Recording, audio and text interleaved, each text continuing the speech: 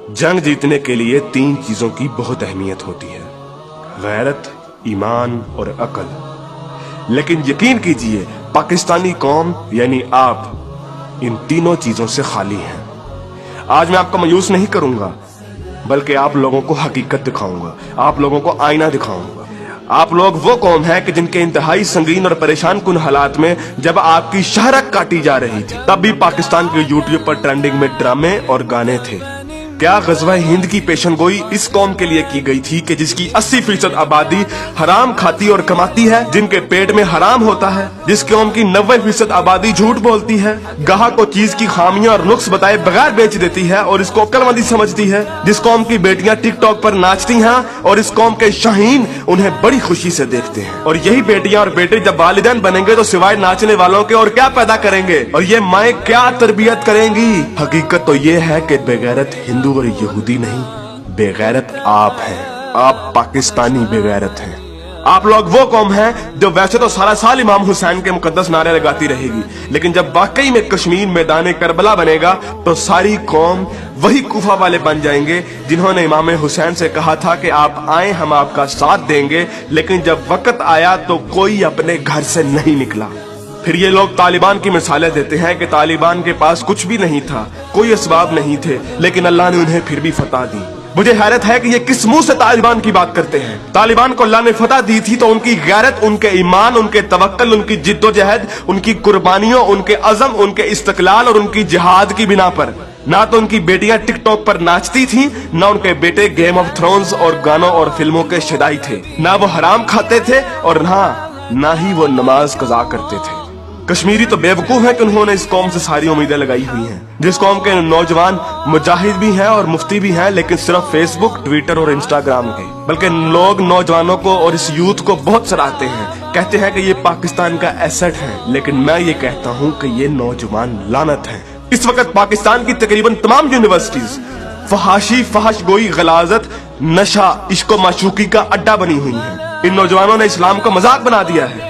इन्हीं नौजवानों ने मॉडर्निज्म के नाम पे फहाशी और बेहयाई को रिवाज दिया है। हर लड़की आजकल टाइट्स पहन के फिरती है। इस्लाम और तहजीब का कोई नामो निशान ना यूनिवर्सिटीज में है, ना कॉलेजेस में।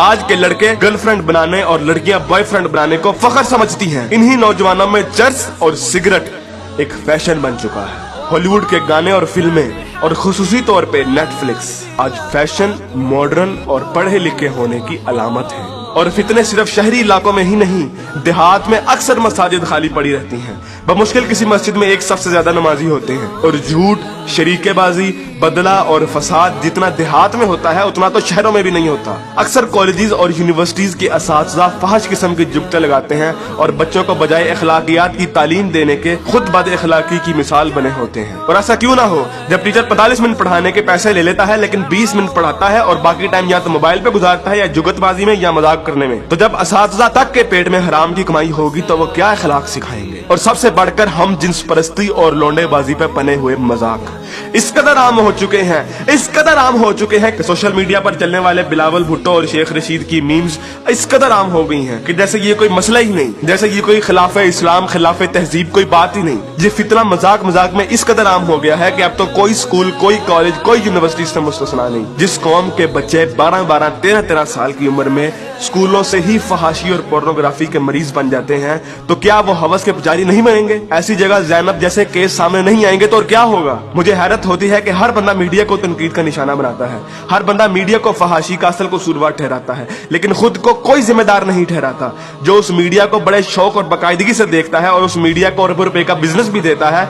बल्कि टीवी और गाने तो इस कौम के लिए आज ऑक्सीजन बन गए हैं। आप अभी किसी नाई की दुकान पर चले जाएं, किसी दर्जी की दुकान पर चले जाएं, हत्ता कि किसी चिंची रक्षे को देख लें, सब जगह गाने और मुजरे चल रहे होंगे। तकरीबन हर बंदे के व्हाट्सएप के स्टेटस पर या तो कोई टिकटॉक की वीडियो या फिर गाने लगे होंगे। और सबसे बढ़कर बेशर्मी और हराम इस कौम में इस कदर सराहियत कर गया है कि अब तो नातों को भी म्यूजिक के बगैर नहीं सुनते, नातों तक के अंदर म्यूजिक लगा दिया गया है। हमारी कौम का तो मजदूर और गरीब बंदा भी उतना ही खबीस है कि जितना अमीर। हर बंदा हराम खाता और कमाता है, फर्क सिर्फ ये है कि कोई ज्यादा खाता है और कोई कम। मुझे बताइए कि कितने मजदूर और कितने गरीब लोग आप मस्जिद में देखते हैं? किसी बाजार में चले जाएं, मर्दों से कई गुना ज्यादा औरतें नजर आएंगी। औरत अब बाजार की जीनत बन चुकी है। इस इस्लामी मुआशरे में आज तक किसी को कुरान तर्जुमे से पढ़ने की तौफीक नहीं हुई, और अगर कोई पढ़ता है तो सिर्फ अपने मतलब के दलाइल ढूंढने के लिए।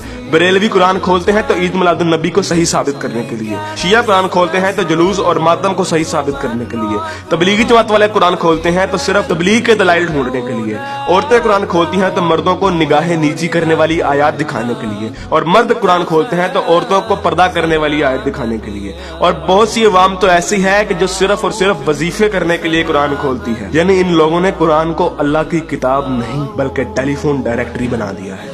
अपने मतलब का नंबर निकाला और डायरेक्टरी बंद। उलमा भी इन लोगों को कुछ नहीं कहते हैं। हर जुम्मे पे उलमा सिर्फ फजाइल की बातें करते हैं, कभी लोगों को ये नहीं कहते कि बेगैरती से कैसे बचा जा सकता है, बदगुमानी से कैसे बचा जा सकता है, झूठ से और फ्रॉड से कैसे बचा जा सकता है। उलमा भी लोगों को नहीं कहते कि कुरान तर्जुमे के साथ पढ़ो और सुनो कि तुम्हारा रब तुम्हें क्या कहता है।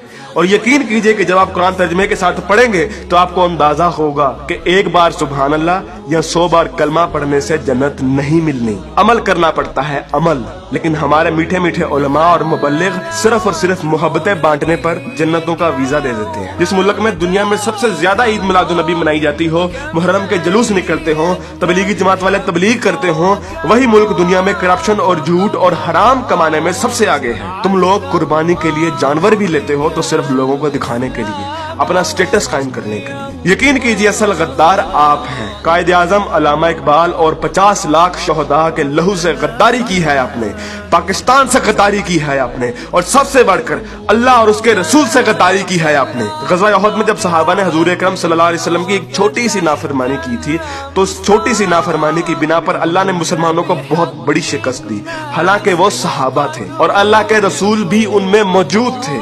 लेकिन आज आप लोग ये कहते हैं कि अगर जंग हुई तो आसमान से फरिश्ते उतरेंगे कतार अंदर कतार। तो पहले अपने अमाल और अपनी औकात देखिए और फिर बात कीजिए। ऐन मुमकिन है कि आप लोगों को इस तकरीर का कोई असर ना हो, क्योंकि जिस पेट में हराम, जबान पे झूठ, कानों में गाने और आंखों में हवस भरी हो, उन दिलों पर हक की बात असर नहीं करती। मैंने कभी इतनी बदतमीजी और सख्त अल्फाज से बात नहीं करनी थी, लेकिन यकीन कीजिए मैं बहुत मजबूर हूँ साफ साफ अल्फाज में अपनी कौम को उनकी हैसियत दिखाने के लिए कि असल में बदनामी के जिम्मेदार आप लोग खुद हैं, कि असल में जलालत आप लोगों ने खुद खरीदी है। ना तो आप कुरान के मोमिन हैं, ना इकबाल के शाहीन।